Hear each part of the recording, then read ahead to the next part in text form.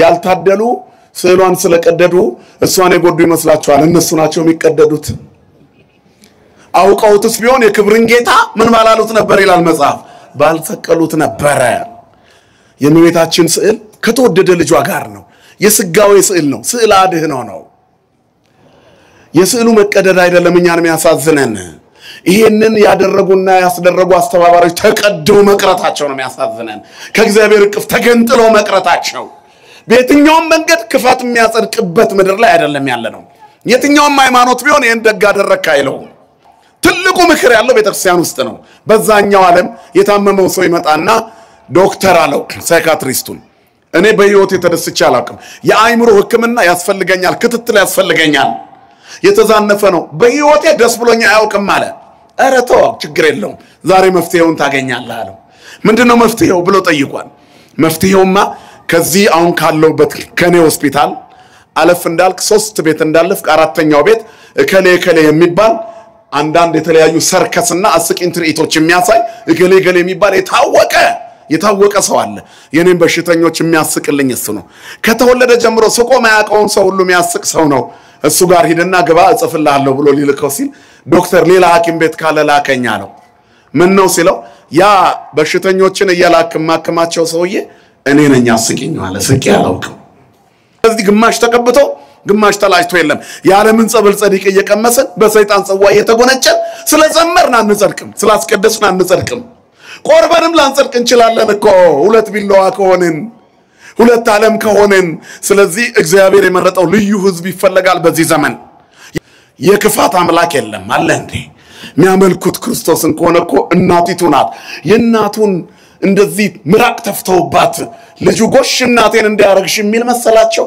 ሃይማኖት ድራማ ሲሆን ሰይጣን ልብን ይሰውራል አንዳንድ ጊዜ ለምግብ ስትጠይቁት ምንም የማይሰጣችሁ ሰው አለ የጫት ካላችሁ ዘርግፎ ይሰጣችሁ አንድ ዳቦ ለሁለት ተካፍሎ የሚበሉ ጓደኛሞች ብዙም አይታዩም አንድ ሲጋራ ለ6 የሚያጨሱ ግን ይኖራሉ የሚያጠፋውን በደንብ ነው እንደካፈለው እኮ እንደው አንዳንዴ ያጫሾችን ፍቅር ይስጣችሁ ያሰኛል እኮ በሲጋራ በኩል ሳይሆን በዳቦ በኩል ብናረገው ቢቀየር ሱስ ነውና ቁርዋን ያጨሷታል ለ6 እየሳቡ ተላላፊን በሽታ ቢኖር አንድ ግርጫት ቅንጥለው የጀበና የሲኒ ብለው እንደምንም ቆርጥመዋት ተወስውሰው ሌላ ፍለጋ ሄዳሉ በጋራ በጫት አይጨከንም ምን ቢወደድ በሲጋራ አይጨከንም ለምን ክፉ ነገር ቶሎ መዳረስ አለበታ ሰይጣኑም ለዚህ የሚሆን ብር ያመጣል አንዳንድ ጊዜ ቸግሮ አንድ ትልልቅ ሰዎች አንዳንዴ ቸግሯቸው እንደው የድሮ ጓደኛቸው ጋር ሄደው ሊያገኙት ይችላል እንዴ ከመጣማ አትሄድም አንድ ሁለት በልብለው ቁጭ ያረጉታል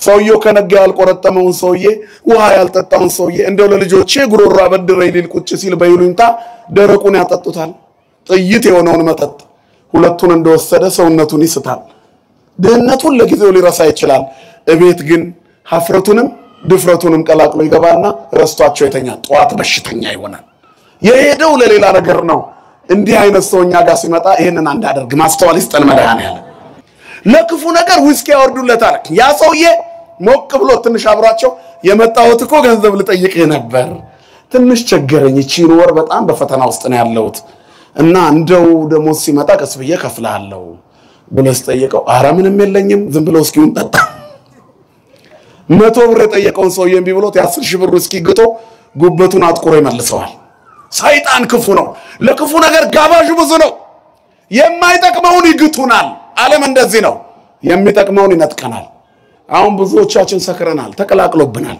ዓለሙና መንፈሳዊነቱ ተቀላቅሎብናል እግዚአብሔርና ክህደቱ ተቀላቅሎብናል የትኛው ጋር ቆመን ያስቀደስን እንደሆነ እንኳን አናውቅም እየመጣን ያለ ቆሞ ሸዋ እዚህ ጋራ ትርኢት የሚሰራ ራቁቱን የሆነ ሰው ታገኙታላችሁ ድሬድ ያደረገ ከዛ ራሱን እየገረፈ የቤተክርስቲያኑ አጥር ላይ እርሲ ልታስቀድስ እኮ ነው የመጣው እዛው ትቆማለህ የታባታችሁ እነዚህን ቄሶች ያጠጣልኝ ይሄ ነው ጻድቅ ትላል ራሱን ሲገርፍ ቆሞ እንደማይታ ያለ ጭካኔ የለም እኮ ሰው ራሱን የሚቀጣ ከሆነ በገዳም ዘግቶ ነው የምን ትርኢት ማብዛት ነው የቀረጻ ድብደባ አለ ወንጀል እኮ ነው ሰይጣን ከማህፀን የመዋረሱ ምልክት ዝሙት ከአንደኛ ክፍል ጀምሮ ነው ሳይኖርኩት የሚል ትውልድ ካየን የት ጋር ነው የሚሰለጥነው እግዚአብሔር የእናቶችን ማህፀን ይጠብቅልን ማርያም ማርያም ማርያም በሉ ግድ የላችሁ ውዳሴ ማርያም ድገሙ እናቶች የምትወልዷቸው ልጆች እንደ መጥምቁ ዮሐንስ እንዲሆኑ፣ እንደ አቡነ ተክለ ሃይማኖት እንዲሆኑ፣ እንደ ቅዱስ ቂርቆስ እንዲሆኑ፣ እንደ ቅድስት ክርስቶስ ሰምራ እንዲሆኑ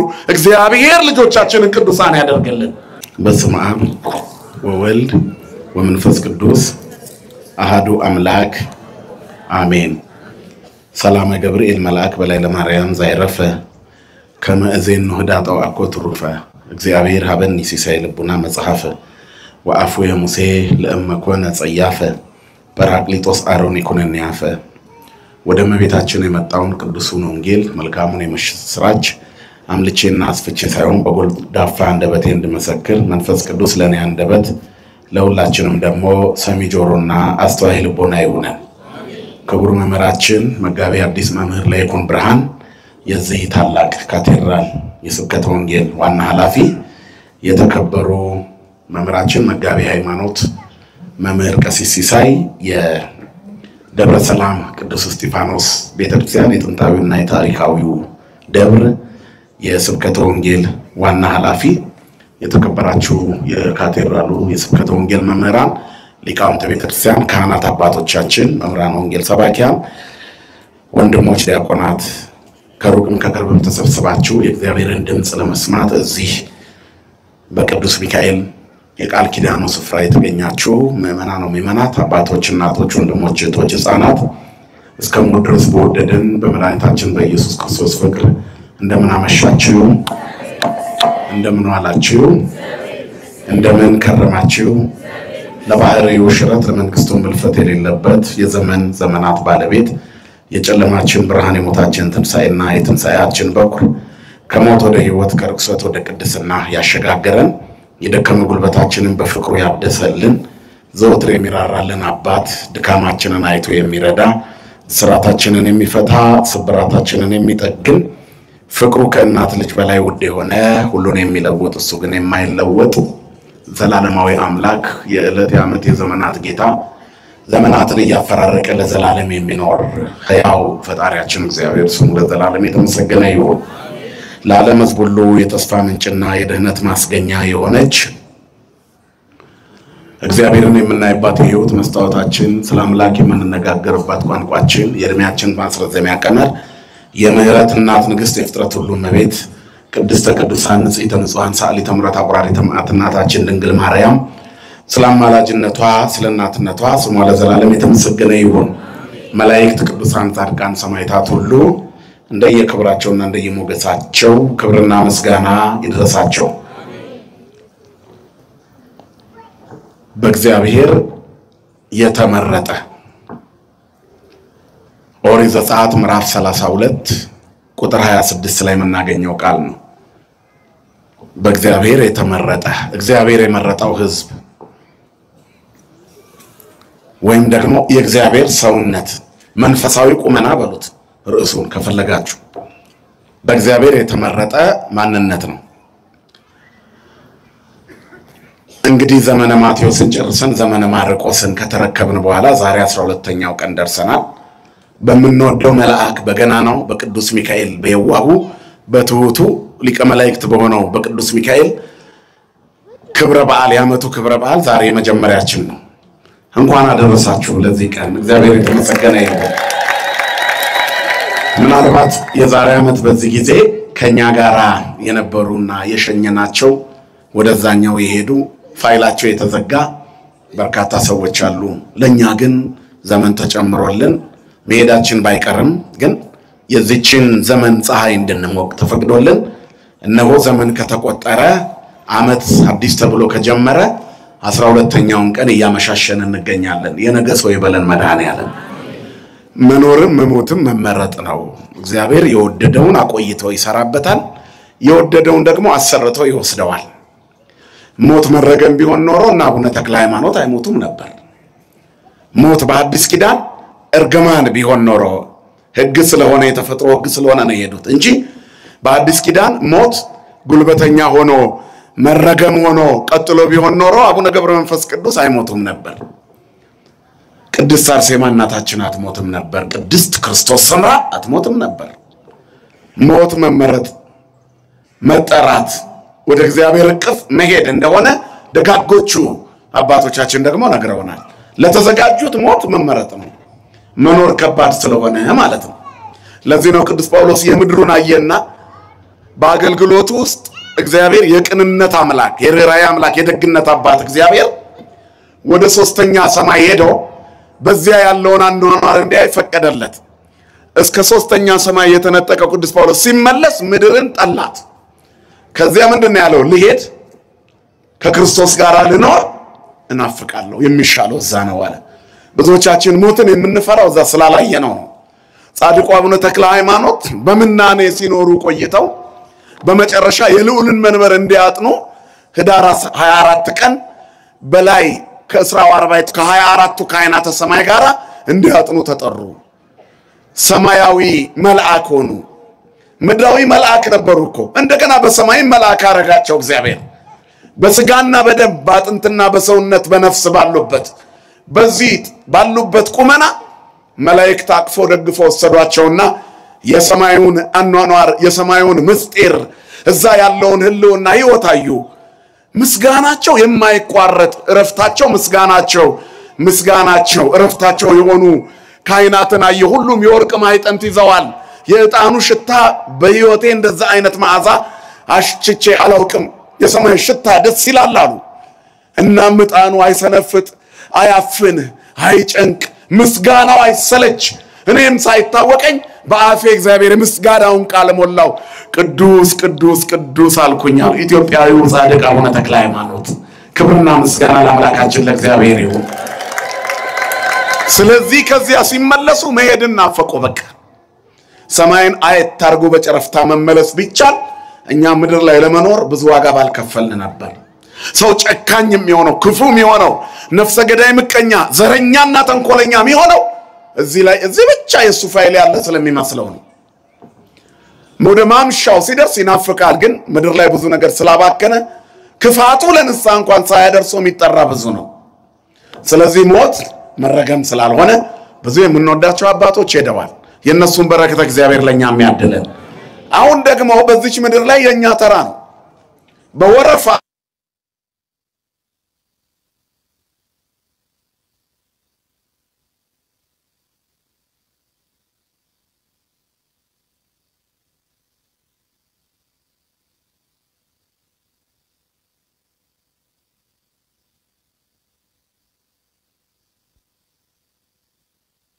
ተማሪ ደብተር ታውቃላችሁ ድሮ በልጅነታችን ትምህርት ቤት ስንማር የደብተር ርማት ይደረግ ነበር ያሁኑን አላውቅም እና በጣም ሰነፎች ስንሆን ሳንማር ስንቀር ሌላ ቀን ገለብጠዋለሁ ብለን አንድ 5 ገጽ በግምት እንሰል ነበር ከዛ ወደፊት በቃል የሚያጽፉን ጋር እንጽፋለን አይደል ተዝካላችሁ ከዛ የደብተር ርማት ቀን ምን እንደምንገለብጥ ግራ ይገባናል ወይን ሰንፋለን ያመልጠናል አስተማሪውንም ለማጭበርበር እንሞክራለን ወደ ኋላ ገለጥ ሲያረግ ብዙ ባዶ ሉክ ነው ስንት ባዶ ሉክ ይሆን ከ365ቱ የእድሜያችን ሉክ ውስጥ የትኛው ሉክ ነው ባዶ አንዳንዴ ደግሞ ሰንፈን እንሞነጫጭረዋለን ስርዝ ድልዝ ይበዛዋል የተዘለዘ የተደለዘ የተሰረዘ የህይወታችን ገጽ የትኛው ይሆን ዘፈንና መዝሙር የተቀላቀለበት እርግማንና ምርቃት አንድ ላይ የያዘ ከሰይጣንና ከእግዚአብሔር ቀላቅለን የበላንበት ስንት ታሪክ አልፎን ይሆን ያለፈው አመታችን ታሪክ ውስጥ ጨፍረንም አሸብሽበንም የታየንበት አሁንማ ገመናችን ሁሉ የተገለጠበት የራሳችን ፔጅ አለን ማይበራዊ ሚዲያውን ተመልሳችሁት ለጠንቋይም ለእግዚአብሔርም እኩል የሰገዳችሁበትን ታዩታላችሁ እዛው ላይ ስለዚህ የህይወታችን ገጾች ብዙ ናቸው አልፈዋል አሁን ደግሞ አዲስ ደብተር እግዚአብሔር ሰጥቶን መቼ እንደሚያልቅ ባናውቀውም 12ኛ ገጽ ላይ ደርሰናል ምን ጻፍክበት ወንድም 12ቱ ገጾች ላይ በቀናት በእያንዳንዱ በማይክሮ ሰከንድ በሰከንዳት ከዚያ በደቂቃዎችና በሰዓታት በእለታትና በሳምንታት እየተቆጠረ መጥቶ 2 ሳምንት ልንደፍን 2 ቀን ቀርቶናል በሳምንታት ውስጥ 2 7 ልንሞላ የአዲሱን አመት እግዚአብሔር እድሜና ጤና ይስጠለውላችሁ ግን ስንት ነገር ተጻፈበት መስከረም 1 ጀምሮ ምን ጻፋችሁ ለእግዚአብሔር የተላከው ምን አይነት ደብዳቤ ይሆን የትኛው ገጻችን ያማረ ነው ነገስ ምን ልጽፉ ተዘጋጅታችሁ ይሆን ስንት ሰው ነው የፍርድ ቤት ቀጠሮ ያለው የርግማን መርዓ ግብር ያለው የጭካኔ ሐሳብና ዕቅድ ያለው የዝሙት ቀጠሮ ያለው የተንኮልና የርግማን ቀጠሮ ያለው ስንታችን ከኛ መካከል ስንት ይሆን ዛሬስ በሐሜት ፔጁን ሙልት አድርጎ የዋለ ስንት ሰው ይሆን ከኛ መካከል? በውሸት ገጹ ሞልቶ የዋለ ስንት ይሆን? እግዚአብሔር ተሸካሚ ነው።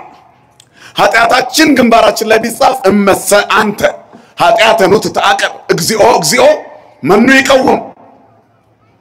አንተ ኃጢአትን ብትጠባበቅ ኃጢአተኑ ትተአቀብ እግዚኦ መኑ ይቀውም። አቤቱ ማን ይቆማል በፊት? ኃጢአታችን ግንባራችን ላይ ቢጻፍ ኖሮ ማን ይቆማል በፊቱ? ማን? የሁላችንንም ታሪክ መዳፉ ላይ ያዘው አይደል? አንድ አባባል አለ እኮ አባቶቻችን የሚሉት በአባባል ደረጃ ቅዱስ ገብርኤል እግዚአብሔርን እንደው አንድ ጊዜ ዓለምን አንተ እንደምትይዘው በመዳፌ ይዤ ለያት ብሎታል። እኔ እንዳየው እንድታይ ፈቅድልህ ይሆናል፣ እኔ እንዳለፍኩ አይተህ አታልፍምና አልሰጥህም አለው ይላሉ አባቶቻችን።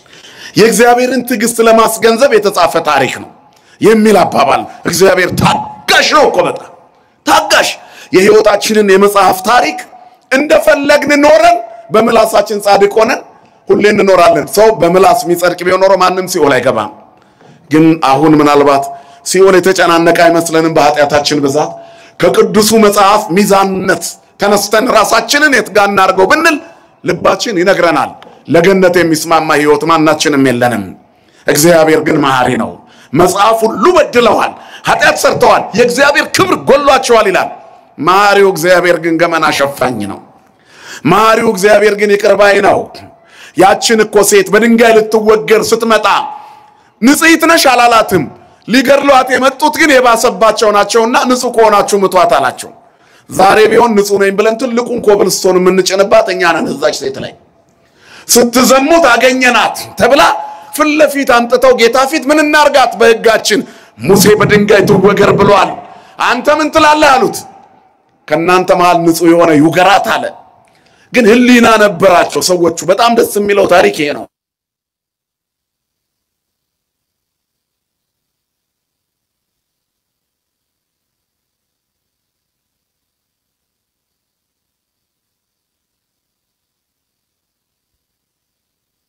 መንፈሳዊ ቁመና የተዛነፈበት የት እንደሚሄድ ግራ የተጋባ ግን መንገድ አሳያለሁ የሚል መንገድ የጠፋበት መፍትሄ ሰጭን የሚል መፍትሄ አጥሰው የበዛበት ዘመን ላይ ነው ያለነው። እግዚአብሔር ከዚህ ይሰውረን።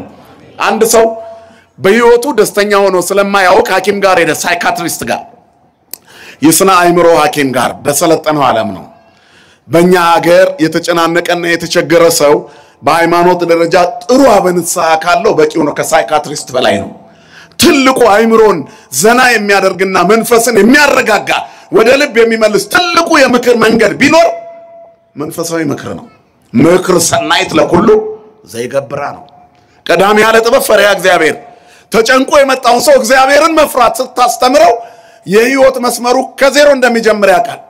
ትላንት የነበረ ታሪክህ እግዚአብሔር ቂመኛ አምላክ አይደለም። ዛሬ ስትጀምር ይሰርዘዋል።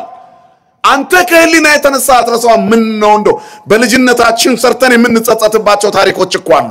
ያ ዘመን ያ ነው ይላል እግዚአብሔር። ንስሐ ከገባሽ በኋላ ይቅር ሲል የሚረሳ አምላክ ነው ያለን። ክብርና ምስጋና ለስሙ ይሁን። ረስቼዋለሁ የሚል እግዚአብሔር ይቅር ባይ አባት ነው። ይቅር ሲል የሚረሳ መርሳት መዘንጋት የባህሪ ሆኖ አይደለም፣ ይተወዋል ማለት ነው። ይተወዋል። አንቺ ትላንት እንዲህ ነሽ አይኑ ዘውሩ ተወልደ አይኑ በርቶለት ሲመጣ ያውር የነበረው ነው እንዴ አሉ ሰዎች በድሮ ታሪኩ ጠሩት። አሁን ግን አይናማ ነኝ አለ። እግዚአብሔር ሲያገኘን እንቀየራለን እኮ። ከአሳዳጁ ሳውል ውስጥ ጳውሎስን ያወጣው ማን ነው? እግዚአብሔር አይደለም እንዴ? ከተጠራጣሪው ጴጥሮስ ውስጥ ስምዖን ውስጥ ጴጥሮስ አለት ያወጣው እግዚአብሔር እኮ ነው። ከተጠራጣሪው ቶማስ ውስጥ ሙሉ ሐዋርያነትን ያወጣ ማን ነው? እግዚአብሔር አይደለም እንዴ? አያችሁ፣ ከሃዲውን ጴጥሮስ ተመልሶ የራሱ አደረገው። የገሊላውን አሳ አጥማጅ የቤተ ክርስቲያን መሪ የሰማይ ቁልፍ ያዥ አደረገው። እግዚአብሔር ታሪክ ይቀይራል። ስሙ የተመሰገነ ይሁን። እግዚአብሔር ታሪክ የሚቀይር አባት ነው። ይቅር ባይ ትልቁ ምክር ያለው ቤተ ክርስቲያን ውስጥ ነው። በዛኛው ዓለም የታመመው ሰው ይመጣና ዶክተር አለው ሳይካትሪስቱን፣ እኔ በህይወት የተደስቼ አላውቅም፣ የአእምሮ ሕክምና ያስፈልገኛል፣ ክትትል ያስፈልገኛል፣ የተዛነፈ ነው፣ በህይወቴ ደስ ብሎኛ አያውቅም አለ። ኧረ ተው ችግር የለውም ዛሬ መፍትሄውን ታገኛለህ አለው። ምንድነው መፍትሄው ብሎ ጠይቋል።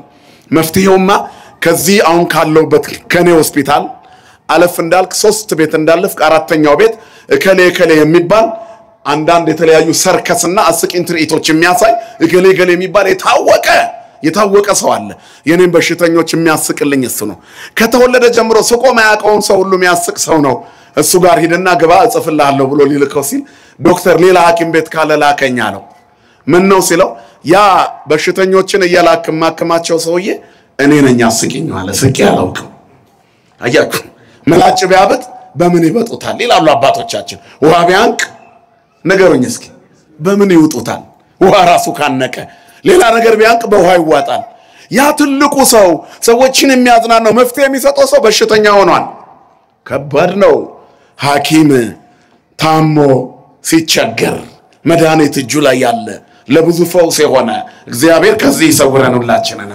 ስለዚህ በብዙ መልኩ አሁን እንደ ውሃ የሚያንቀው እኛም የምናንቅ ሰዎች ሆነናል ነው ማለት ሐኪም የምንመስል በሽተኞች መፍትሄ የምናሳይ የሚመስል ለራሳችን መፍትሄ ፈላጊዎች በችግር ውስጥ ያለን የሌላውን ችግር የምንፈታ ምን መስል በርካቶቻችን ነን የሃይማኖት ተቆርቋሪዎች የምንመስል ግን ሃይማኖቷንም እንቆፍራተኛ ነን እኮ ሳናውቅ የሚገድሏችሁ ሁሉ እግዚአብሔርን የሚያገለግሉ የሚመስልበት ዘመን ይመጣል ለአሕዛብ ብቻ መሰላችሁ ለኛም ነው ቄሱንና ጳጳሱን እየረገምን እየሰደብን ቤተ መቅደስ ባዶ እንዲሆን እየሰራን እንደሆነ እንኳን አይገባንም አገልጋዮች ላይ የምናደርገው የንግግርና የስድብ ውርጅብኝና ዶፍ መቅደሱን ባዶ እንደሚያደርገው አናውቅ እግዚአብሔር የተሸከመውን ካህን አንድ ቀን ስላየነው አናልፈውም እሱ የእድሜ ልክ ኃጢአታችንን እኮ ንስሐችንን ሰምቶ ይዞት 60 ስገጂ 100 ስገጂ ብሎ ቀኖና ሰጥቶ ቁረቢ ብሏል አንድ ቀን ሻይ ሲጠጣ ብታዩ አታልፊውም በስድብ ስንቧን ጭሮ ነው ምንለው አደባባይ ላይ አውጥተን እናሰጣዋለን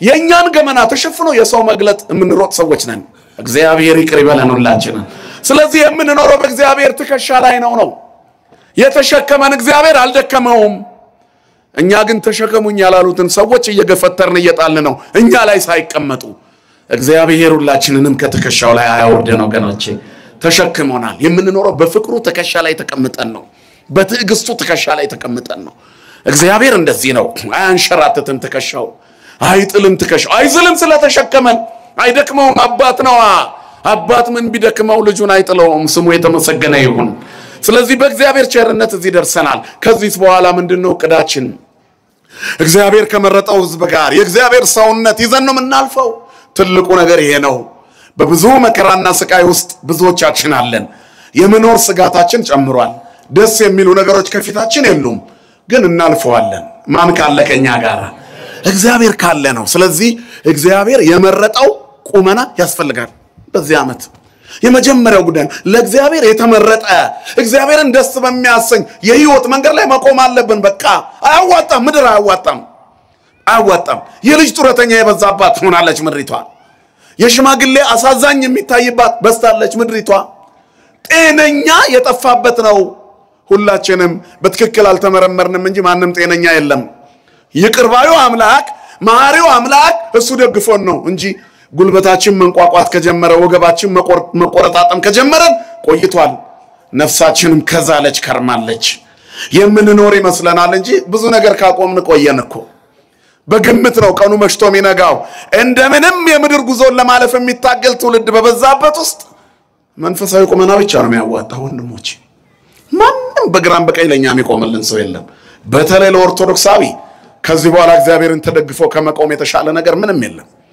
ምናያቸው ነገሮች በሙሉ የሰማዕታት ዘመን ላይ እንዳለን ያሳያል እኛ ችላ ብለን ተመሳስለን ለማለፍ አያልፍም ማንንም ሰው ተመሳስሎ አያልፍም ጥርት ያለ የእግዚአብሔር ሰው ተነቅሎ መውጣት አለበት ከዚህ ከተበላሸው ዘመን ነጥረው ውጣው እንደኔ ነጥረሽ ውጪ ከተበላሸው ዘመን ወደ ትክክለኛው አጣጫም የሁለት ሀገር ባንዲራ ይዞ ማለፍ አይቻልም በቃ አያችሁ ስለዚህ ግማሽ ተቀብቶ ግማሽ ተላጭቶ የለም ያለምን ጸበል ጸዲቅ እየቀመሰን በሰይጣን ጽዋ እየተጎነጨን ስለዘመርን አንጸድቅም ስላስቀደስን አንጸድቅም ቆርበንም ላንጸድቅ እንችላለን እኮ ሁለት ቢላዋ ከሆነን ሁለት ዓለም ከሆነን ስለዚህ እግዚአብሔር የመረጠው ልዩ ሕዝብ ይፈልጋል በዚህ ዘመን የመጽአት ምልክቶች እየታየ ባለበት ጊዜ ዘመን ስለተጨመረልን ደስ የሚለን የንስሐ ይሁን ብለን ነው ልንደሰት የሚገባው ምክንያቱም በስንፍናና በድካም ዘመናችን ያለቀ ነው ህይወቴ በነዘላል እመተሰልጠው ሐልቀን ወስክኒ ክራማተ እስከ ገብር ጽድቀ ህይወቴ በስንፍናና በድካም ያለቀ ነው እመቤቴ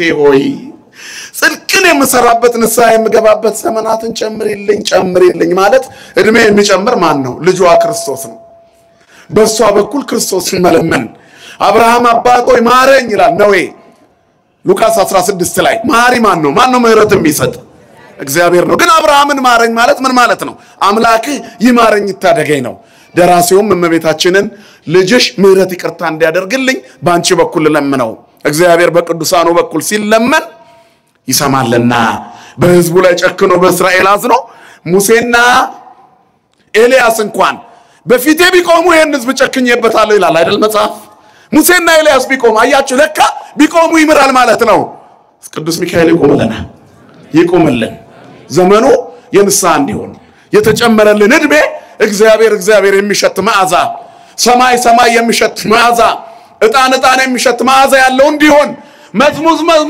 መዝሙር እንድንሸት ዘመናችን ላይ እግዚአብሔር ይጨመርበት የቅዱስ ሚካኤል ጠበቃነት የእመቤታችን አማላጅነት የቅዱሳን ጸሎት አይለየን ስለዚህ ክርስቲያኖች የትኛው ጋር ልቆም ብለው ማሰብ አለባቸው እግዚአብሔር የመረጠው ሰው ነው ሙሴ ህዝቡን ሰብስቦ በአንድ ትልቅ መድረክ ላይ ይቆምና ዛሬው እግዚአብሔር ይምጻሐበ እግዚአብሔር የመረጠው በእግዚአብሔር የተወደደ ወደኔ ይምጣ እግዚአብሔርንም የወደደ ከዓለም ይልቅ መንፈሳዊነትን የመረጠ ከስጋዊነት ይልቅ መንፈሳዊነትን የመረጠ መዝሙር የመረጠ ስግደት ንስሐ ጾም ጸሎት የመረጠ ወደኔ ይምጣ አለ ቅዱሳኑ እንዲህ ነው የሚጠሩን አሁን የቅዱስ ሚካኤል የመስከረም 12 የመጀመሪያው ቀን ጥሪ ዛሬው እግዚአብሔር ይምጻሐበ የሚል ነው በእኔ ስም በታነጸው መቅደስ እግዚአብሔር የመረጠው ይምጣና የክርስቶስን ስጋና ደም ይመገብ እግዚአብሔር የሰማይ መና ማዕድ ቆራሾች ሁላችንን የሚያደርገን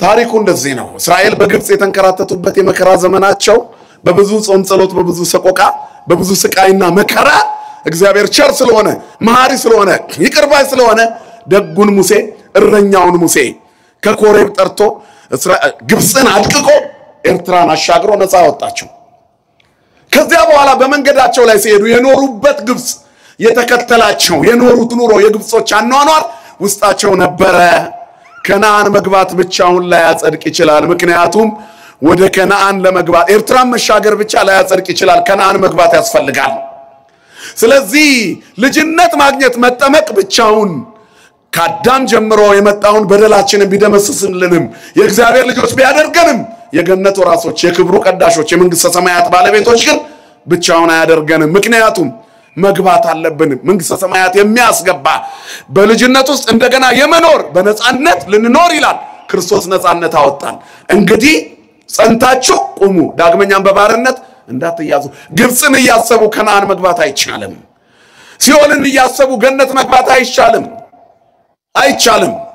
ገሃነመ እሳታዊ ህይወት እየኖሩ የመንግስተ ሰማያት ዜጋ መሆን አይቻልም በምላስ አይጸደቅም የሚጸደቀው በህይወት ነው ክርስትና የሚጣፍጠው ሲተርኩት ብቻ አይደለም ሲኖሩት ነው የበለጠ በውስጣችን የሚዋሃደው ጣዕሙ ወታይምሩ ከመር እግዚአብሔር እኮ ነው እግዚአብሔር ቸር እንደሆነ ቀምሳችሁት ያን ጊዜ ታውቁታላችሁ መጽሐፍ ነው የሚለው መዝሙረኛው ዳዊት ይታየን መልአከ እግዚአብሔር አውዶሙ የእግዚአብሔር መልአክ አለ ለእለ ይፈሩ ወያድህኑሙ እግዚአብሔርን በሚፈሩ ሰዎች ዙሪያ ሰፍሮ ያድናቸዋል አለ ሚካኤል ከዚያ በኋላ ምንድነው ያለው እግዚአብሔር ቸር እንደሆነ ቀምሳችሁ በቅዱስ ሚካኤል ተመርታችሁ እንደ እስራኤላውያን በረሃውን አቋርጧችሁ በቅዱስ ገብርኤል በስራቱን ሰምታችሁ በቅዱስ ሩፋኤል ጸበሉን ጠጥታችሁ አጻው ይሆት ነውና የገነት በር ተከፍቶላችሁ ጥብቅናው ተቆሞላችሁ ተክለ ሃይማኖታዊ ህይወት ኖራችሁ ገብረ መንፈስ ቅዱሳዊ ምናኔን ሞክራችሁ እግዚአብሔር ተጨምሮበት የእግዚአብሔርን ቸርነት ቅመሱት በጾም በጸሎት በመጠቃት በመገፋት በእውነት ተዋህዳዊ ቁመና በመገፋት ውስጥ የእግዚአብሔርን ቸርነት እየቀመስን ነው የምንኖረው ስለስሜ የተጣላችሁ ትሆናላችሁ ለመጽሐፍ አይደል በቃ ማን ነው የሚጠላው ኢትዮጵያ ውስጥ መከራ እየተቀበለ ያለው ማን ነው የሚገፋው ማን ነው ከፍተኛ አደጋ የሚደርስበት ቤተክርስቲያኗ ኦርቶዶክስ ተዋህዶ ብቻ መጥቶ ቋንቋው ላይ እንኳን እኮ መዝመት ጀምረዋል ያልተከደ ዘመቻ የለም እማንቱ ሰይታጎላው አንተ ሰቴ ይሄ ሁሉ ያልፍና ደግሞ ታሪክ ሆኖ ይነገራል እግዚአብሔር የተመሰገነ ይሁን ሁሉ ያልፋል በጊዜው ስለዚህ የተወደዳችሁ እግዚአብሔር ቤተሰቦች አሁን የእግዚአብሔር ሰው ያልፋ ይሄ ሁሉ ግርግር ስቦ ካስቀረን ግን ዋጋ የለንም ስለዚህ እስራኤል ከብዙ ባርነት ከብዙ መከራ ከብዙ ሰቆቃ ከወጡ በኋላ መና እየበሉ የሚኖሩበት የሚጓዙበት በረሃው እንዳይሰለቻቸው የግብጽ ሐሳብ ከውስጣቸው እንዲወጣ አምልኮ ጣዖት እንዳይሰለጥንባቸው እግዚአብሔር ሊታደጋቸው ፈለገ። ስለዚህ ታቦት ያስፈልጋቸው ነበር። እሱ አድሮበት እነሱን የሚቀድስበት ቀልጦ የተሰራ ምስል እየሰገዱ እንዳያስቸግሩ ለተጠረበ ምስል እንዳይሰግዱ ትእዛዛቱን እየሰራላቸው የተቀረጸ ምስል አትስገዱ እያለ ለነሱ ደግሞ ታቦት ያዘጋጅ ነበር። ታቦትና ጣዖት ይለያያል። እግዚአብሔር ያዘዘው ታቦት፣ ግብጾች የሚያመልኩት ጣዖት ነው። ስለዚህ ወደ ታቦት ዞረው እግዚአብሔርን እንዲያገኙት የንግ ሰራላቸው። በዚህ መካከል ግን ሙሴ ታላቁ መሪያቸው ኢያሱን ይዞ ተራራው ላይ ሲወጣ አሮንን ይህን ሕዝብ አደራ መና ሲወርድ እየበላ ሰንበትን እያከበረ እግዚኦ እግዚኦ እያለ ይቆይ ብሎ አዞት ሄዷል። ሊቀ ካህናቱ አሮን ነው። ተራራው ጫፍ ላይ ወነበቦን ከእግዚአብሔር ጋር 570 ጊዜ ሙሴ ሲነጋገር 40 ቀን ሞላው። ሰው ከባልንጀራ ጋር እንደሚነጋገረው እግዚአብሔር ከሙሴ ጋር እንደ ጓደኛ አናገረው። እግዚአብሔር ሲወድሽ ባልንጀራ ያደርግሻል። እግዚአብሔር ሲወድህ ባልንጀራ ያደርጋል፣ ወዳጅ ያደርጋል። ወዳጅ ለኛ የቆሰለው ቁስልና የሞተው ሞት ወዳጆቼ ብሎ እንዲጠራን አድርጎታል። እየሞተልን ለሞት ዳርገነው ወዳጆቼ እኮ ነው የሚለው አይደል? ዘካርያስ 13 ትንቢተ ዘካርያስ 13 ላይ ቁጥር 6 የተቸነከረ እጆቹ የተወጋ ጎኑን የተበሳ እግሮቹ በደም ተለውሰው ቆስለው ቁስሉን አዩት። ይህ ሁሉ ቁስል ምንድነው ብለው ይጠይቁታል ይላል። ይሄማ በወዳጆቼ ቤት የቆሰልኩት በጣም ልብ የሚነካ ቃል እኮ ነው። በወዳጆቼ ቤት እስከ መስቀል ሞት ዳርገህ ወዳጄ ይላል። ሞቶል ለመገረፉ ለመደብደቡ ምራቅ እሱ ላይ ለመተፋቱ በመቃናቱን ለመመታቱ አይኑን ታስሮ ለመጎተቱ 14 ጊዜ ለመውደቁ እርጥም መስቀል ተሸክሞ በቆሰለ ተከሻው ታላቁን የቀራንዮ ተራራ መውጣቱን ይሄን ሁሉ ስለ ወዳጆቼ አደረኩት አለ። ይሄ ሁሉ ምክንያት ሆነን ወዳጅ አለን። ክብርና ምስጋና ይድረሰው። ምን አለንኛ?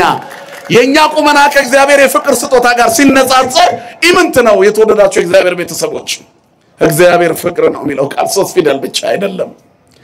ፍቅር የሚለው ቃል እኛ እየኖርነው እንዳለው አይነት ኑሮ አይደለም። በፍቅር ትንታኔ እግዚአብሔር ለኛ ሁሉንም ነው።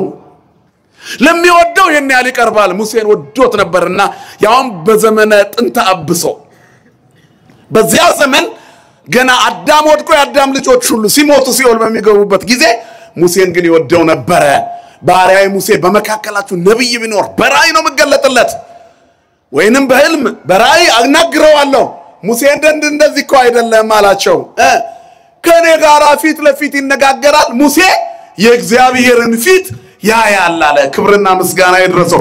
ፊቱን ለሚወዱት የሚያሳይ እግዚአብሔር እንዲህ ድረስ እግዚአብሔር ሙሴን ወዶታል። የእግዚአብሔርን ፊት ያያል ሙሴ። እግዚአብሔርን የሚያይ ማን አለ? ለእግዚአብሔርስ አልቦ ዘርእዮ ነው አይደል? እግዚአብሔርን ያየው አንድስ እንኳን የለም። ሙሴ ግን የእግዚአብሔርን ፊት ያያለው ራሱ እግዚአብሔር ነው።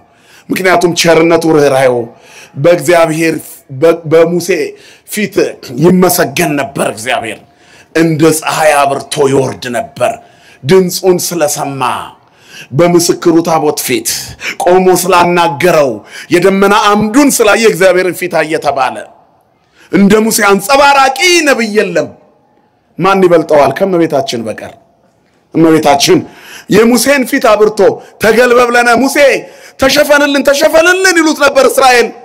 ያንን ታላቁን ብርሃን ድንግል ማርያም እናታችን በማይጸኗ ይዘዋለች። ስሙ ለዘላለም የተመሰገነ ይሁን። ማንም የማይነጥቃት ክብር መጽሐፍ ቅዱስ ውስጥ አለ። ያልታደሉ ስዕሏን ስለቀደዱ እሷን የጎዱ ይመስላችኋል? እነሱ ናቸው የሚቀደዱት። አውቀውትስ ቢሆን የክብርን ጌታ ምን ባላሉት ነበር ይላል መጽሐፍ፣ ባልሰቀሉት ነበረ። የእመቤታችን ስዕል ከተወደደ ልጇ ጋር ነው። የስጋዌ ስዕል ነው። ስዕል አድኅኖ ነው። የስዕሉ መቀደድ አይደለም እኛን የሚያሳዝነን። ይሄንን ያደረጉና ያስደረጉ አስተባባሪዎች ተቀደው መቅረታቸው ነው የሚያሳዝነን። ከእግዚአብሔር እቅፍ ተገንጥለው መቅረታቸው። በየትኛውም መንገድ ክፋት የሚያጸድቅበት ምድር ላይ አይደለም ያለነው። የትኛውም ሃይማኖት ቢሆን ይሄን ደግ አደረክ አይለው። የክፋት አምላክ የለም አለ እንዴ? የሚያመልኩት ክርስቶስን ከሆነ እኮ እናቲቱ ናት። የእናቱን እንደዚህ ምራቅ ተፍተውባት ልጁ ጎሽ እናቴን እንዲያረግሽ የሚል መሰላቸው። ሃይማኖት ድራማ ሲሆን ሰይጣን ልብን ይሰውራል። ዲያብሎስ ከማህፀን መንጠቅ ሲጀምር ሰዎች ዝሙትን እንደ ነፃነት ያውጃሉ።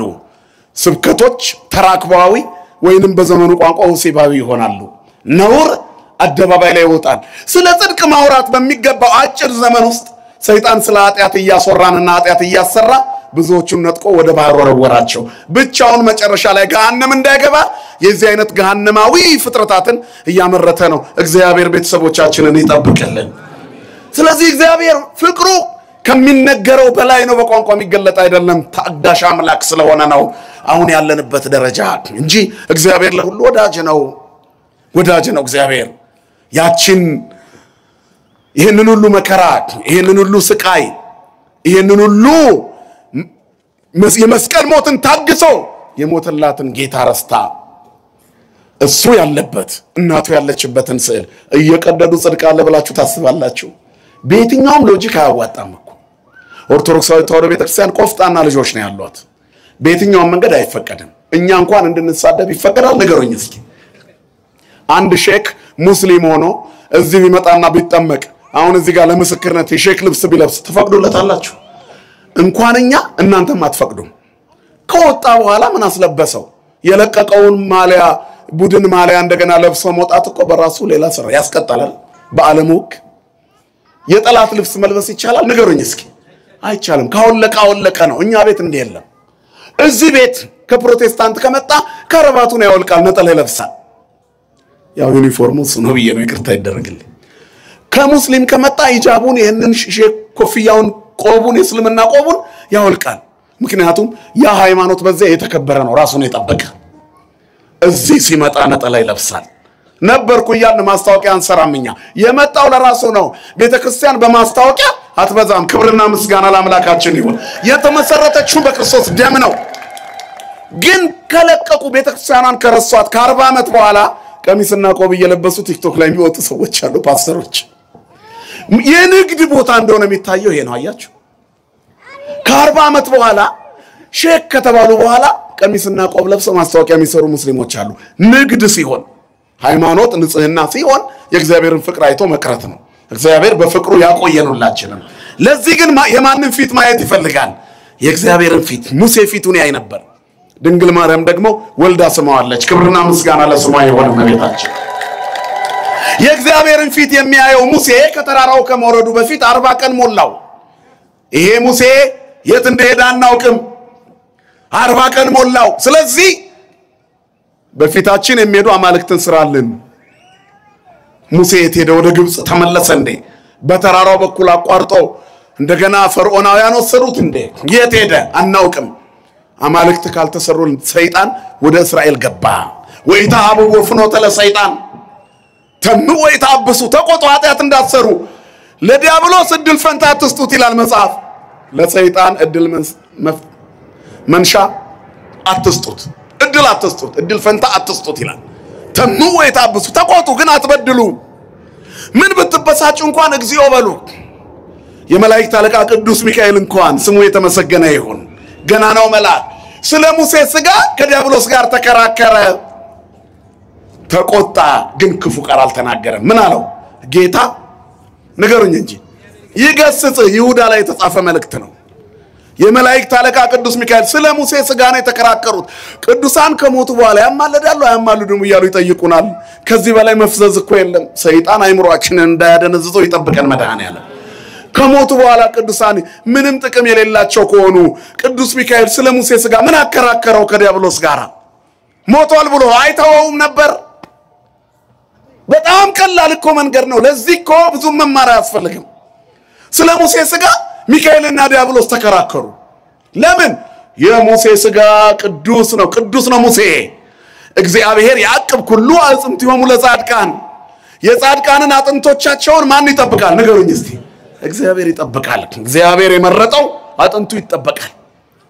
መዝሙረኛው ዳዊት ነው ያለው፣ እግዚአብሔር ያዕቅብ ኩሉ አጽንቲሆሙ ለጻድቃን፣ አጽንቲሆሙ ለጻድቃን፣ የጻድቃንን አጥንቶቻቸውን ይጠብቃል። እግዚአብሔር በመንገዱ ላይ አጥንቶችን ያጠናል ይላል ኢሳይያስ 18:11 ላይ።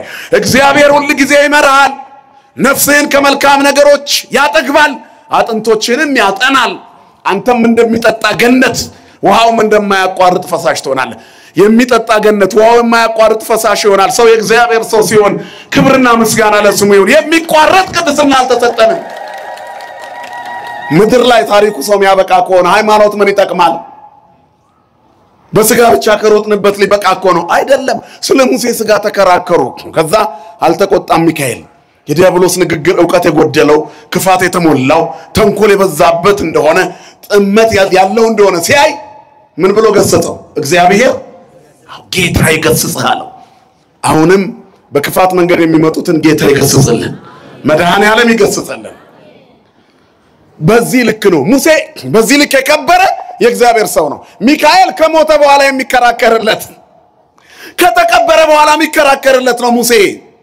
ህዝቡን እየመራ የመጣው ሙሴ ግን የት እንደሄደ አናውቅም ጣዖት ካላመለክናሉ እስራኤል ሰይጣን ወደ ልቡ ሲገባ ሰው ወረተኛ ይሆናል በዚያ ላይ ትልቁ የሰይጣን ነገር ወረት ነው ፍቅርን አቀዝቅዞ ጥላቻን ወልዶ መለያየትን አምጥቶ እስከ መገዳደል የሚያደርሰው ወረት ነው መድኃኔ ዓለም ከወረት ይጠብቃል ወረተኛው የእስራኤል ህዝብ 40 ቀን ቆያሉ መና ያወረደ የሚመግባቸው ባህር ከፍሎ ያሻገራቸው ጠላቶቻቸውን እጁን ሲዘረጋ የሚገድልላቸው መንገዳቸውን እየጠረገ የሚመራቸው ጠንካራውን ሙሴ ክቡደ መዝራዕት የሆነው ሙሴ ብርቱን ሙሴ እጁን ዘርግቶ የሚውለው ደከም ሲል አሮንና ኢያሱ የሚደግፉት የነበረ እስራኤል ሙሴ እጁን ሲያወርድ እስራኤል ይሸነፍ ነበር ይላል ከጠላት ጋር ሲዋጉ በመንገር ላይ በጉዟቸው ላይ መሰናክል ሲገጥማቸው ሙሴ እጁን ሲዘረጋ እስራኤል ያሸንፍ ነበር ሙሴ እጁን ሲያወርድ ደግሞ ይሸነፍ ነበር ቅዱሳን እጃቸውን ካወረዱ እንሸነፋለን ብቻችንን አንችልም ጸሎታቸው ያስፈልገናል ልመናቸው ያስፈልገናል የተክለ ሃይማኖት ጸሎት ያስፈልገናል የደብረ ሊባኖስ ጸበል ያስፈልገናል የእቲስ እምነት ለኛ ያስፈልገናል የቅዱስ ሚካኤል ጠበቃነት ያስፈልጋል አያስፈልግም ያስፈልገናል ለኛ ይከራከራል ለሙሴ ስጋ ተከራክሯል ሚካኤል የተከራከረለት ሙሴ ሕያው ነው ክብርና ምስጋና ለአምላካችን ይሁን እስራኤል ግን ወረተኛውን ረሱት ሙሴን ረሱት መንገድ የመራቸውን ሰው ረሱት ጠንካራውን ሰው ከዚያ በኋላ ከየት እንደሄደ አናውቅም በፊታችን የሚሄዱ አማልክት ይሰራልናል ምድረ በዳውን አቋርጠው ብዙ ተጉዘው ነበር የሲና ተራራ ስር የተቀደሰው ተራራ ስር የእሳቱ ጢስ የዕጣኑ ሽታ ልዩ የሆነ መዓዛ ከተራራው ላይ ይታይ ነበር የከበረ መዓዛ እግዚአብሔር ባለበት ተራራ ላይ አለ የእግዚአብሔር ተራራ ንጹሃን የሚገኙበት ተራራ ነው እግዚአብሔርን የሚፈሩትን የሚያከብሩ ዘያከብሮሙ ለፈራያን እግዚአብሔር አለ መኑ ያድሩ ጽላሎትከ ወመኑ ያጸልል ደብረ መቅደስከ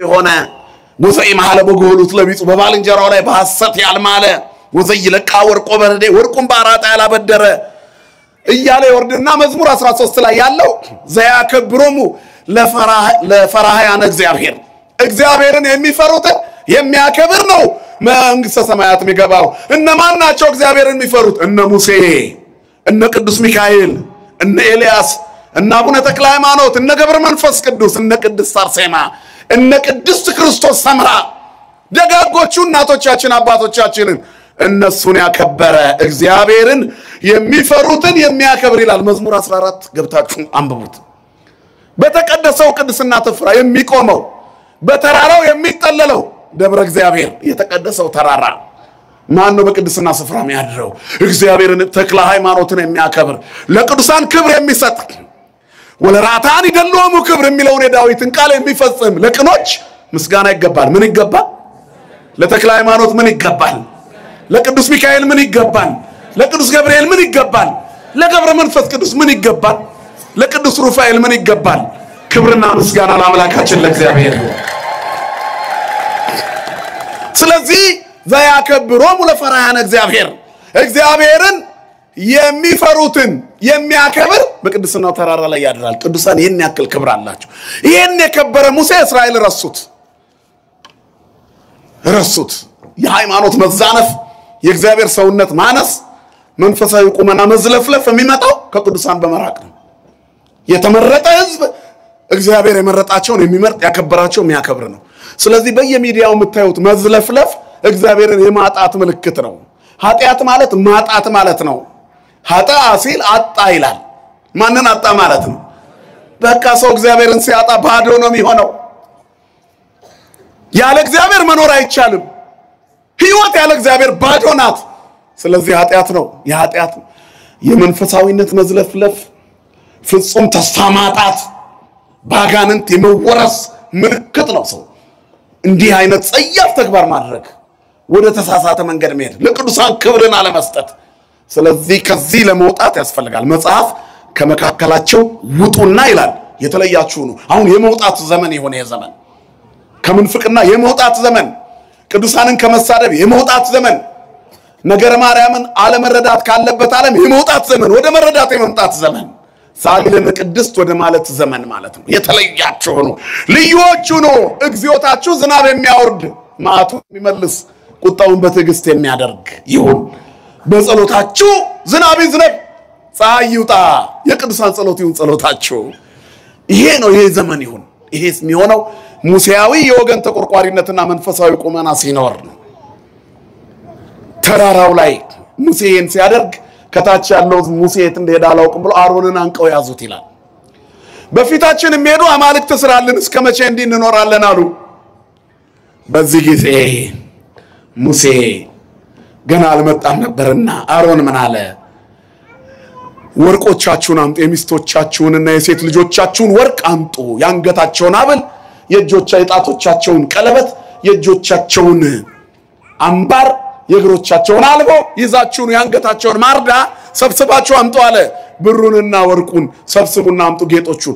እስራኤል በጌጣቸው ስስታም ነበሩና ከግብጽ በወጡ ጊዜ የልፋታችሁ ዋጋ ነው ደሞዛችሁ ነው የምትችሉትን ያዙ ተብለው ይዘው ወጡት ነውና መንገድ ላይ አላመረቱ ወርቅ አላነጠሩ ቅርሳቸው የቀራቸው እሱ ነውና አያመጡትም ብሎ ነው አሮን ይሄን ያለው። እስከዛ ድረስ እነሱ እስከሚያመነቱ ዛሬ ነገ ያለ ሙሴ ይወርድልኛል ብሎ ነበር የጠበቀው። እንደጠበቀው አልሆነለትም። ወዲያውኑ አመጡት። ሰይጣን ክፉ ነው። አንዳንድ ጊዜ ለምግብ ስትጠይቁት ምንም የማይሰጣችሁ ሰው አለ። የጫት ካላችሁ ዘርግፎ ይሰጣችሁ። አንድ ዳቦ ለሁለት ተካፍለው የሚበሉ ጓደኛሞች ብዙም አይታዩም። አንድ ሲጋራ ለስድስት የሚያጨሱ ግን ይኖራሉ። የሚያጠፋውን በደንብ ነው እንደካፈለው እኮ። እንደው አንዳንዴ ያጫሾችን ፍቅር ይስጣችሁ ያሰኛል እኮ። በሲጋራ በኩል ሳይሆን በዳቦ በኩል ብናረገው ቢቀየር ሱስ ነውና ቁርዋን ያጨሷታል ለስድስት እየሳቡ ተላላፊን በሽታ ቢኖር አንድ ግርጫት ቀንጥለው የጀበና የሲኒ ብለው እንደምንም ቆርጥመዋት ተወስውሰው ሌላ ፍለጋ ሄዳሉ በጋራ። በጫት አይጨከንም ምን ቢወደድ በሲጋራ አይጨከንም። ለምን? ክፉ ነገር ቶሎ መዳረስ አለበታ። ሰይጣኑም ለዚህ የሚሆን ብር ያመጣል። ወርቃችሁን አምጡ ሲባል ለጣዖት ሲሆን ይሻሉ ለተቸገረ ቢሆን አይሰጡም እስራኤል በፍጹም። አንዳንድ ጊዜ ቸግሮ አንድ ትልልቅ ሰዎች አንዳንዴ ቸግሯቸው እንደው የድሮ ጓደኛቸው ጋር ሄደው ሊያገኙት ይችላል። እንዴ ከመጣማ አትሄድም አንድ ሁለት በልብለው ቁጭ ያረጉታል። ሰውየው ከነጋ ያልቆረጠመውን ሰውዬ ውሃ ያልጠጣውን ሰውዬ እንደው ለልጆቼ ጉሮሮ አበድረኝ ሊል ቁጭ ሲል በይሉኝታ ደረቁን ያጠጡታል። ጥይት የሆነውን መጠጥ ሁለቱን እንደወሰደ ሰውነቱን ይስታል። ድህነቱን ለጊዜው ሊረሳ ይችላል። እቤት ግን ሀፍረቱንም ድፍረቱንም ቀላቅሎ ይገባና ረስቷቸው የተኛ ጧት በሽተኛ ይሆናል። የሄደው ለሌላ ነገር ነው። እንዲህ አይነት ሰውኛ ጋር ሲመጣ ይሄንን አንዳደርግ ማስተዋል ይስጠን መድኃኒዓለም። አይችልም ማጨጓራው ለራሱ ዳቦ አልቆረጠመም ለልጆቹ የሆነ ነገር ሊጠይቅ ነው የመጣው። እኛ ግን ያለንበት ቦታ ከጮማ በኋላ ይዘነው ከቆሎ በኋላ የማይጠጣውን ሰተነው ሰውየውን ገለን እንመልሰዋለን። ገንዘብን ብንሰጠው ይዞ አይገባም። በሰላም የሚገባውን በእግዚአብሔር ቸርነት ነው። ለክፉ ነገር ውስኪ ያወርዱለታል። ያ ሰውዬ ሞቅ ብሎ ትንሽ አብሯቸው የመጣሁት እኮ ገንዘብ ልጠይቅህ ነበር ትንሽ ቸገረኝ እቺን ወር በጣም በፈተና ውስጥ ነው ያለሁት እና እንደው ደሞዝ ሲመጣ ቀስ ብዬ ከፍላለሁ ብለስ ጠየቀው። አረ ምንም የለኝም ዝም ብሎ እስኪውን ጠጣ። 100 ብር የጠየቀውን ሰውዬ እምቢ ብሎት የ10,000 ብር እስኪ ግጦ ጉበቱን አጥቁሮ ይመልሰዋል። ሰይጣን ክፉ ነው። ለክፉ ነገር ጋባዡ ብዙ ነው። የማይጠቅመውን ይግቱናል። ዓለም እንደዚህ ነው። የሚጠቅመውን ይነጥቀናል። ቅሚያ ላይ ነው ያለው። ዓለም ዘረፋ ላይ ነች። ለዚህ እኮ ነው ዲያብሎስ ከህፃናት ጀምሮ ማሰልጠን የሚጀምረው። ከማህፀን መዋረስ ጀምሯል እኮ። ይሄን ታውቃላችሁ። ሰይጣን ከማህፀን የመዋረሱ ምልክት ዝሙት ከአንደኛ ክፍል ጀምሮ ነው ሳይኖርኩት የሚል ትውልድ ካየን የት ጋር ነው የሚሰለጥነው? እግዚአብሔር የእናቶችን ማህፀን ይጠብቅልን። ማርያም ማርያም ማርያም በሉ፣ ግድ የላችሁ ውዳሴ ማርያም ድገሙ። እናቶች የምትወልዷቸው ልጆች እንደ መጥምቁ ዮሐንስ እንዲሆኑ፣ እንደ አቡነ ተክለ ሃይማኖት እንዲሆኑ፣ እንደ ቅዱስ ቂርቆስ እንዲሆኑ፣ እንደ ቅድስት ክርስቶስ ሰምራ እንዲሆኑ እግዚአብሔር ልጆቻችንን ቅዱሳን ያደርግልን። እየተዋረሰ ዲያብሎስ አስቸግሯል። ለምን? ለክፉ ነገር ብቻ የሚሰነዘር እጅ ስለበዛ ስለተጨካከነን ለመጥፎ ነገር ይዘረጋል። አያመጡትም በወርቅ ይወዳሉ ብሎ ያሰበው አሮን አንድ ያሰበው አልሆነም። ሰይጣኑ ቶሎ አምጡ አላቸው። ከጠየቁት በላይ ሰብስበው ሰጡት። ዝም ብሎ የጥጃ ምስል ቀልጦ የተሰራ አደረገና በእሳት ለብልቦ እሱ ቀልጦ እንዲሄድ ፈልጎ ነው። ቢወረውረው ያማረ ያብረቀረቀ የላም ቅርጽ ይዞ ብቅ። ከዚያ በኋላ የነገ የእግዚአብሔር በዓል ነው አለ። ታላቁ እግዚአብሔር በአንድ ጥጃ ቅርጽ በላም ቅርጽ ተቀየረ። ሰይጣን ሲያሰክረን እንደዚህ ነው። እኩያው ከእግዚአብሔር ጋር እኩያ ያደርገናል። አንዳንድ ነገሮችን ከሌላ ቤት ስትሰሙ እግዚአብሔር በጣም የተደፈረበት ሆኖ ይታያል። እኛ እኮ ልዩነታችን በስዕለ ማርያም ብቻ አይምሰላችሁ። ስዕለ ማርያሙ ላይ ጌታ እኮ አለ። መነሻችን ጌታም ነው። ስሙ ለዘላለም የተመሰገነ ይሁን። የተቤዠን አምላክ ብቻውን ተአምራት የሚያደርግ ዘገብረ አብየ ወመንክረ ባህቲቱ እያልን የምንዘምርለት ብቻውን ታላላቅ ተአምራት ያደረገ አዳምን በራሱ ዘገብሮ ለአዳም በዘዚአሁ አርአያው አምሳል እያልን የምናዜምለት ቅዱስ ቅዱስ ቅዱስ የምንለው እግዚአብሔር መች በደረጃው ተመለከ በዚች ምድር ላይ? ወደ ሌላው ሳንገባ በነገረ ክርስቶስ መች ተግባባን? ጥጃ አቁሞ እግዚአብሔር ነው እንደማለት ያለ ኪሳራ የት አለ? መጥቶ በመስቀል ላይ የዋለውን ጌታ አማላጅ ነው ከማለት በላይ ኪሳራ የት አለ? ስለ ትህትና ወርዶ ደሙን ስላፈሰሰ እኩያ አድርጎ ማሰብ፣ የማይገቡ ቃላቶችን ጽርፈቶችን በእግዚአብሔር ላይ በክርስቶስ ላይ እንደመናገር ያለ ስህተት የት አለ? ደካሞችና ደፋሮችና ኩሮዎች ሆነው ኃይልና ስልጣን ያላቸውን እንኳን ሲሳደቡ አይንቀጠቀጡም ይላል። ምን አይነት ስልጣን? መለኮታዊ ስልጣን። ቅዱሳኑን ሙልጭ አድርጎ ሰድበው ገምግሞ ክርስቶስን እኩያ ያደረገ ትውልድ ላይ ነው ያለነው። ልብ ይስጠን መድኃኔዓለም። ስለዚህ እግዚአብሔር የመረጠው ህዝብ ያስፈልጋል። ከዚህ የወጣ ትሁት ህዝብ፣ መድኃኔዓለምን የሚፈራ ህዝብ፣ ቅዳሴ የሚያስቀድስ ህዝብ፣ የሚቆርብ ስጋው ደግሞ የሚቀበል ህዝብ፣ ልጆቹን በሰንበት መቅደስ ሳያስነካ የማይውል ህዝብ ያስፈልገዋል እግዚአብሔር። የተመረጠ ልዩ ህዝብ። ስለዚህ እነዛ ሁሉ መስገድ ጀመሩ። የመስዋዕት ቀን ነው አለ አሮን። ከዛም በኋላ የሚሰማው ዘፈን ተሰማ እየወረደ። ከመውረዱ በፊት እግዚአብሔር ህዝብህ ትቶኛል አለው። ህዝቤ ህዝቤ ህዝቤ ሲል ነበረ በሙሴ አፍ ለፈርዖን ህዝቤን ልቀቅ ይላል እግዚአብሔር ብሎት የለ? የእግዚአብሔር ህዝብ ነበር እስራኤል የሚባለው። ልክ ፊቱን ወደ ጣዖት ሲመልስ ህዝብህ አለው ለሙሴ። አሁን አንተ የምትመራው ህዝብ ከኔ ወጥቷል። እንዲህ ከመባል ይሰውረን መድኃኔዓለም። ሙሴ ግን ደግ ሰው ነው፣ ቅዱስ ነው። ቅዱሳን የምንወዳቸው ለዚህ ነው። ያንተ ያልሆነ ለኔ መች ይሆናል? እኔም ትቼዋለሁ እንደፈለክ አድርገው አላለም ሙሴ። የቅድስናን ጥግ ይሁ እግዚአብሔርም ጨካኝ ሆኖ አላለም። ይሄን ቃል ህዝቡ ላይ በጣም ስላዘነ ነው። ሩሩህ አባት ነው። ግን የሙሴንም ልብ ያውቃልና የሙሴን ደግነት አርአያ ላይ ያደርግ። ልጅ በጣም ሲረብሽ ባልና ሚስቶች ምን ይባባላሉ? ባክሽ ልጅሽን እኮ እዛ መንገድ ላይ እንዲህ ሲያደርግ አየሁት ይላታል። ጥሩ አድርጎ ከመጣ በትምህርቱ ጎበዝ ከሆነ ግን ልጅሽ ይላታል ጎበዝ የኔ አንበሳ ልጄ። ሲያጠፋ ልጅሽ፣ ሲያለማ ልጄ። አያችሁ እግዚአብሔር ይሄንን ነው ያደረገው። በጣም ሲጠፉበት ህዝብ አለው አይመጥነውም አለ እግዚአብሔር። ለእግዚአብሔር የሚመጥን ልጅነት ይስጠንላችንን። ልጅነታችን እግዚአብሔርን የሚመጥነው። እግዚአብሔር በእኛ አምላካቸው ሊባል አያፍርባቸውም ይላል ለመጽሐፍ። እግዚአብሔር አምላካቸው ሊባል የማያፍርባቸው ህዝቦች መሆን አለባቸው ኦርቶዶክሳውያን። በመንፈሳዊ ጥባት ሞትን ባለመፍራት የሚመጣውን በመጋፈጥ በክርስትና አቋም አንድ ሆኖ በመኖር ሰማይ ሰማይ በማየት የዕጣኑን መዓዛ በመናፈቅ ክርስቶስን የሚያይ መንፈሳዊ ቁመና ያስፈልገናል። ዝም ብሎ ደርሶ መሄድ ምንም ጥቅም የለውም። አሁን ደርሰን የምንሄድበት አይደለም። እንኳን ደረስ መለስ ብለን እንዲሁም ሰይጣኑ እየፈለገን ነው። ባላጋራችሁ ዲያብሎስ የሚውጠውን ፈልጎ እንደሚያገሳ አንበሳ ይዞራል። ንቁ ጴጥሮስ ነው የሚለው።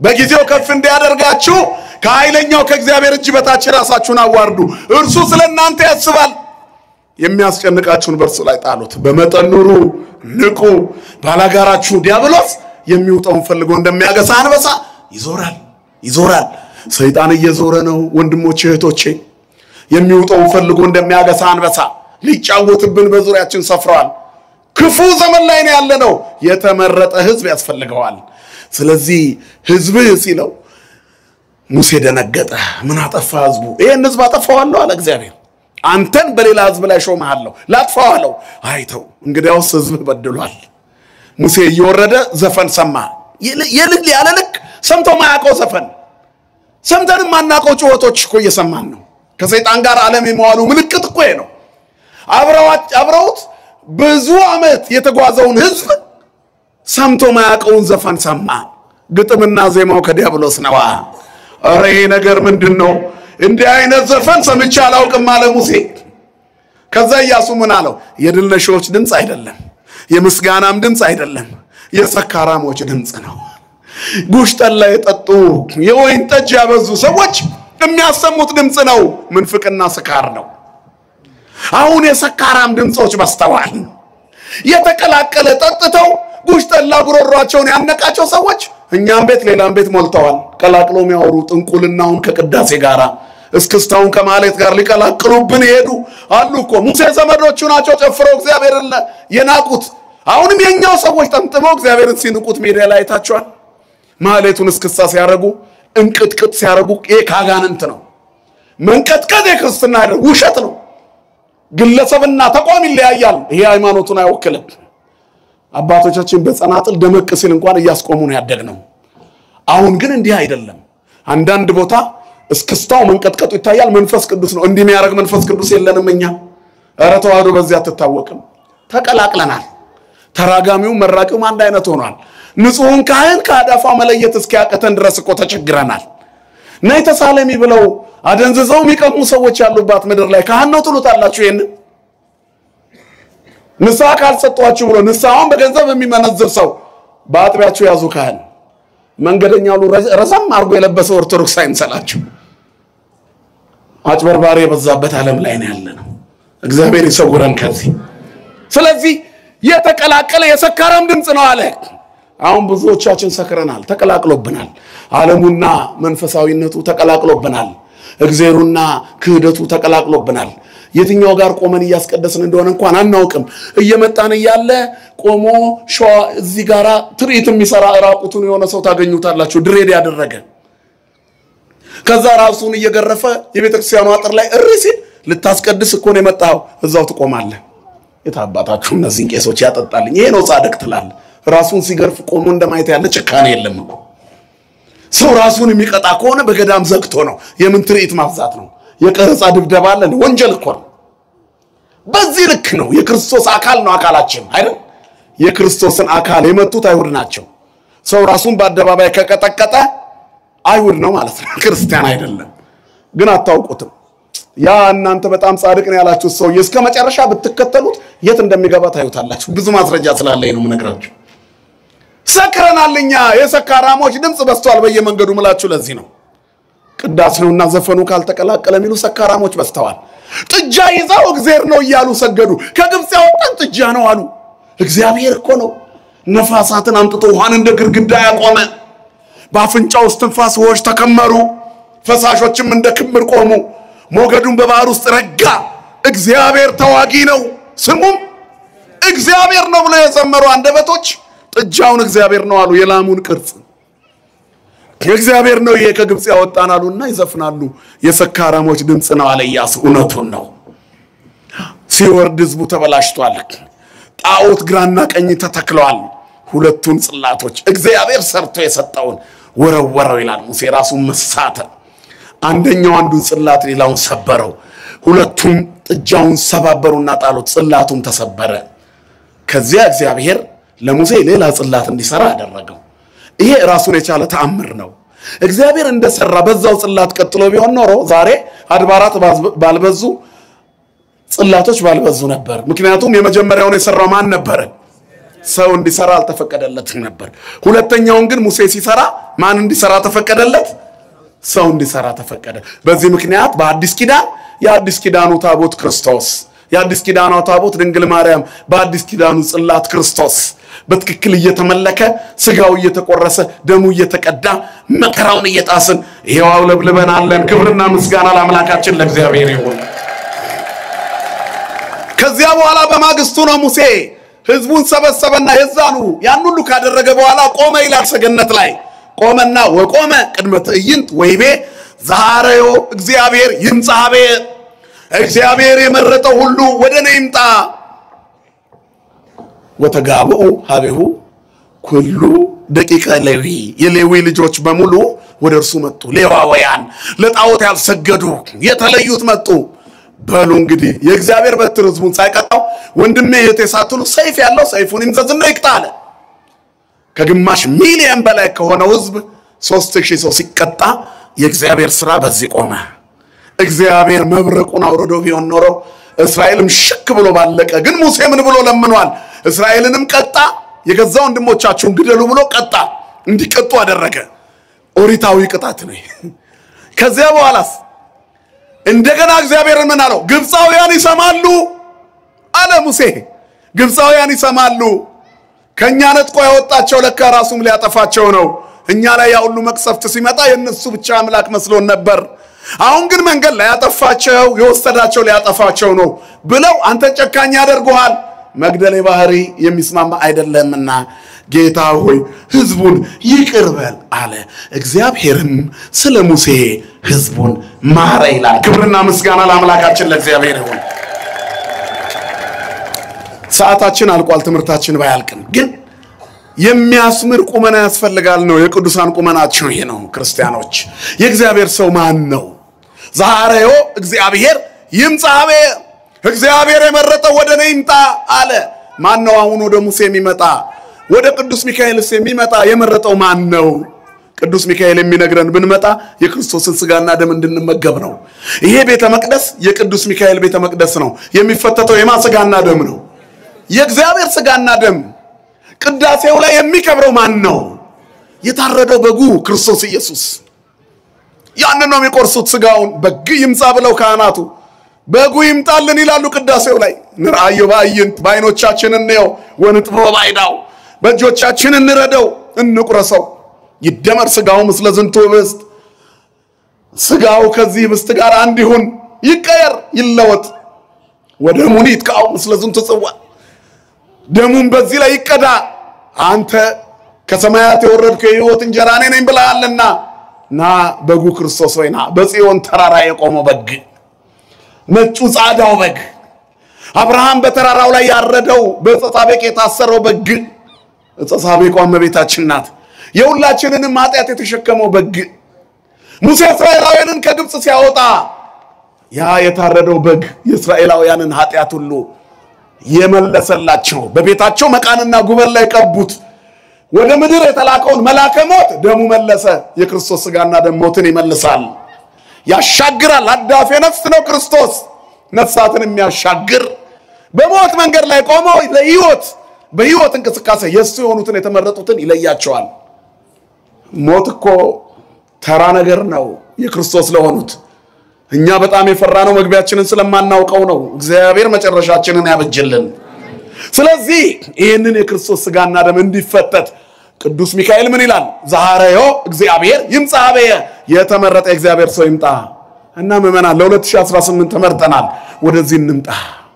የእግዚአብሔር ሰውነት መለያው ይሄ ነው። የእግዚአብሔር ሰው እምነት የማያሰክረው የማይቀላቀልበት ጥጃ አስቀምጦ ይሄ እግዚአብሔር ነው እያለ የሰማይና የምድሩን ፈጣሪ በአንድ የወርቅ የቀለጠ ወርቅ ቅርጽ የማይስል እግዚአብሔር አምጻ ዓለማት ፈጣሪ ዓለማት ነው ብሎ የሚያምን ከፍ ያለ ነው የሚል ስጋ ስለለበሰ የማይንቅ ዮሐንሳዊ ቁመና የእግዚአብሔር ሰውነት ይሄ ነው። ዮሐንስ መጥምቀ መለኮት ዮሐንስ ርሳው ዳመት የተባለ ዘይመጽሐበ ዘሃሎም ቅድሜ ዘይደልወን ይፍታቶታና ሳኒው ምገሪሁ፣ የእግሩን ጠፍር የጫማውን ጠፍር ፈታው ዘንድ አልችልም፣ ከኔ በኋላ ነው የሚመጣው። 6 ወር ቀድመዋለሁ። የ6 ወር ታናሽ ነው ምድር ላይ ሲወለድ ግን ከኔ በፊት የነበረ ነው።